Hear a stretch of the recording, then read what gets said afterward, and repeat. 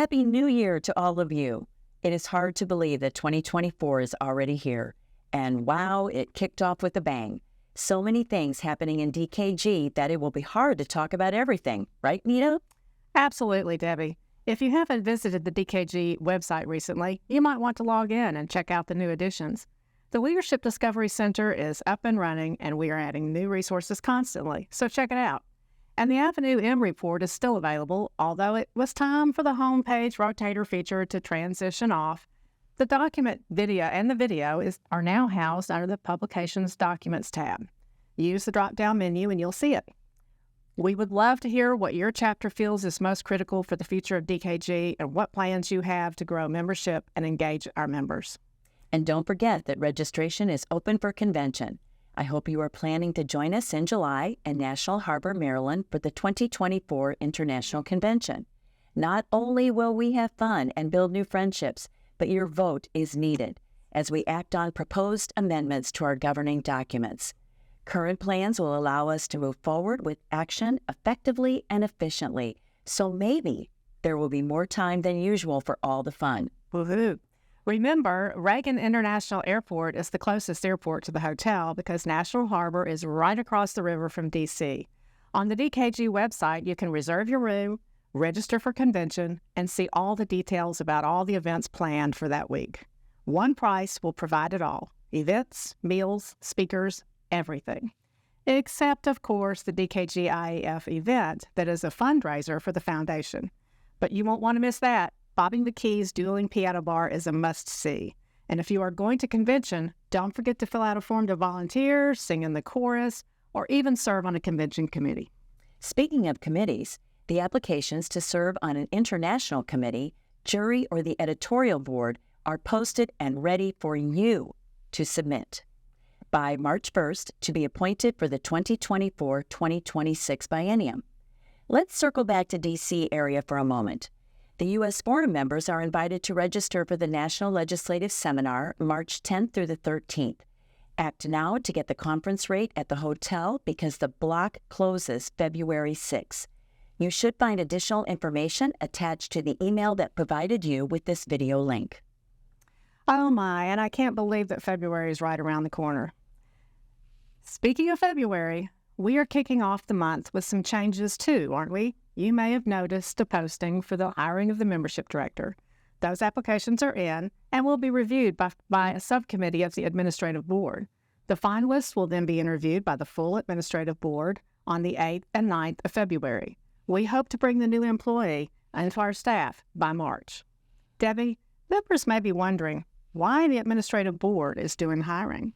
Well, per our governing documents in Article 11, the administrative board selects, manages the terms of employment, determines the responsibilities of, and reviews the performance of the Society headquarters professional staff. Although, as executive director and a member of the board, you directly supervise them, the administrative board has full and final authority.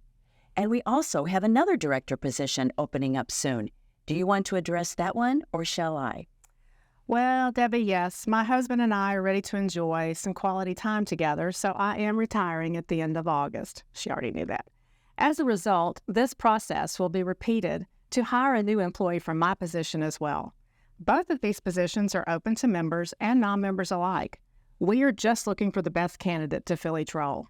But if we can fill my position by May 1, I can spend some valuable time assisting with the training of the new executive director. So look for the application and job postings soon. And speaking of transitions, the traditional transitions training for the 2024-2026 International President is going to look a little different too, isn't it, Debbie? Yes, it is, and you are correct about that. Usually the transition training for the presidential nominee would begin in February.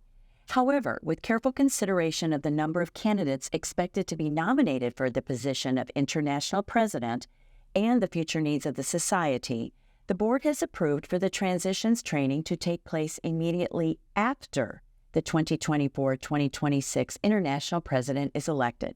This will allow us to really focus on the newly elected president and her plans for the upcoming biennium, and also be as fiscally responsible as possible because we can allocate appropriate funding according to the budget which will be developed by the Finance Committee in April and already approved at convention for the biennium.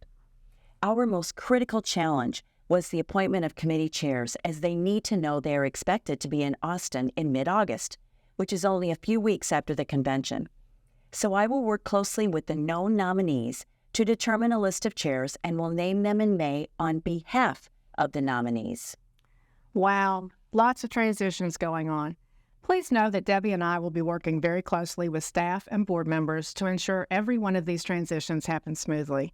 We are wrapping up a series of town halls we have held via Zoom to gather ideas and have conversations about the Avenue M report, explore membership challenges, and brainstorm solutions. As we move toward convention, do you see the focus of those town halls changing a little bit? Yes, we will begin talking about the proposed amendments to the Constitution. We will describe what members have proposed and entertain questions and comments about the impact of each one. We will discuss them in groups during each session, have a question and answer time, and record these sessions in order to allow for on-demand viewing. It is critical that our members understand what these changes mean for our future. I encourage you to review them carefully, to encourage your members to review them, and even make it a chapter program to discuss them.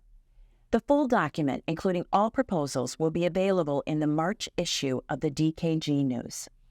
Yes, haven't these town halls been exciting? All the great conversations and amazing feedback from members. So, on that note, please look for a member interest survey coming your way as part of the board's work plan to implement some of the recommendations from Avenue M.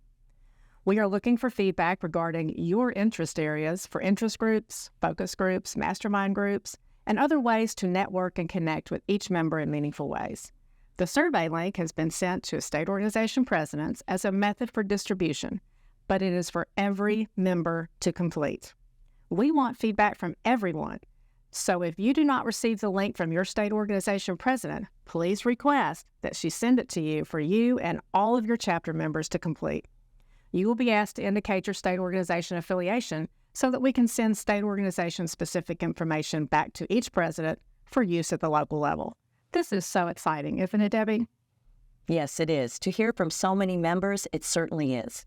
We want to keep you informed and aware of international events and happenings as much as possible.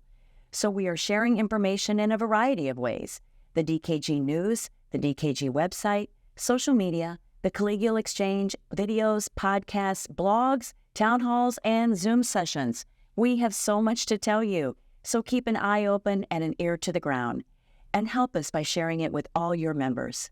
Thanks for what you do every day for DKG, your state organization, and your chapter. We appreciate you.